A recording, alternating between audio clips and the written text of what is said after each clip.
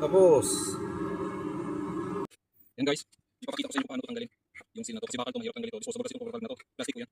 Yan, pang Nissan Estrella to. O Xterra. Kung mga makina na yan, puro ganito yung cover pad nila. Yan. Susundin mo lang yan sa gilid. Tapos, ang martilyo mo para may yung yung bakal. Kailangan sa gilid, hindi yung pantay sa pababa pa ganun. Yan, pa ganyan. Para hindi mabasag yung hawak ng seal niya. Sikotin dito, pataas. Dapat ito kung may long nose kayo, o ganito din na pliers. Yan. Tapos ganyan, pataas mo na sa gilid. Yan. Hindi ba kuha? Natanggal na. Ganun din yung. Tapos, sikotin pataas ng dahan-dahan, paikot lang yun. I-twist nyo lang. Para hindi masira yung gilid nito. Tapos pag biniglan yan, basag yan. Magkakasag. Pero wala namang problema ito masag yan. Kasi hindi naman itong kataas magkakahold yan. Ito sa pinakang baba. Ito. Ito, hirap ulit itong isa. Yung isa naman di ba nakapitan natin.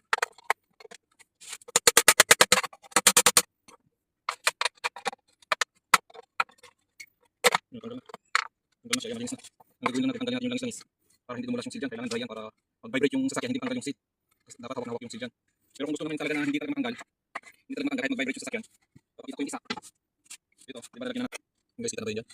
Ito, isasapak natin dyan. Kailangan natin matilyo. Tingnan natin para makasok siya ng konti. Pag hindi pantay, sisikutin mo ng screw. Flat screw sa ulo niya. Hindi pumantay, sisikutin yung sa gilid. Yan. Tapos ito yung kanyang pang press sa loob. Hindi siya pantay, isikutin ulit para pumantay. Yan, masok na. Kabila naman.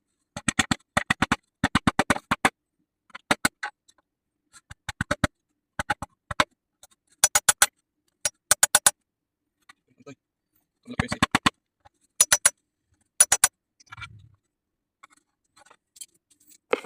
Yan. Yung pinakang gilid niyan, itong seal na to, lalagyan mo ng super glue tapos buhusan mo siya ng kahit anong powder. Kahit yung white cement o ano, buhusan mo, lagyan mo muna ng super glue yung gilid. Tapos patakan mo siya ng powder para maghawak siya dun sa seal natin tsaka para hindi kahit mag-vibrate yan, hindi lalabas yung seal. Yan. Ito yung powder na ginagamit ko. White cement yan. Tapos super glue. Ito yung super glue. Yan. Ipapatak nyo na yan sa gilid. Tapos bubuhusan. Anan mo. Lagyan nyo ng powder yan dyan sa gilid. Ipapakita ko sa inyo.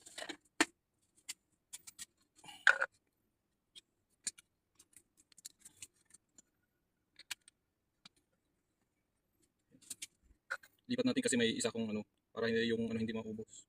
Para sa ibang ano pa. Magamit pa sa iba. Inatansya ko kung yung dalawang cover valve nito. Yan. Tatakpan ulit natin. Takpan ko naman to. Ito lagi araw-araw ko yung ginagamit. Yan. Balik ko. Minsan natitigasan yan. Kailangan lang natin pupukin to o ipitin ng long nose para lumabas yung tinga. Ayun o.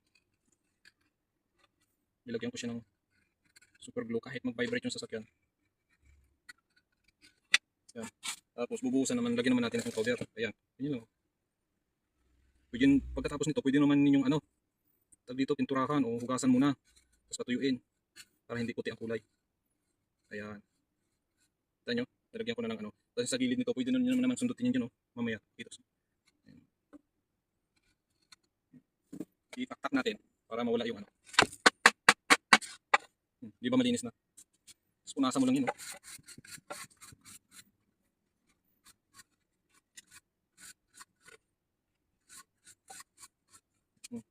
Malinis na.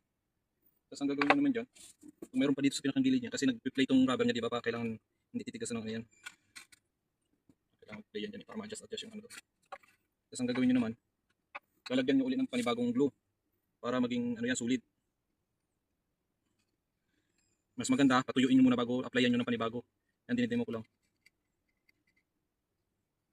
Patuyuin muna bago applyan ng second coating ng glue. Ayan, tapos na. Kahit mag-vibrate yung sasakyan yan, hindi na yan lalabas ang seal na yan. Kasi nga, may stopper na siya. May na siya dito, white cement. Yan, kailangan nyo lang hugasan pagkatapos nito. Itong para yung dumi matanggal. Pwede na naman pinturahan yan, spray paint. Yan. Yun lang, di ba? So guys, tapos na yung ginawa natin Malinis na.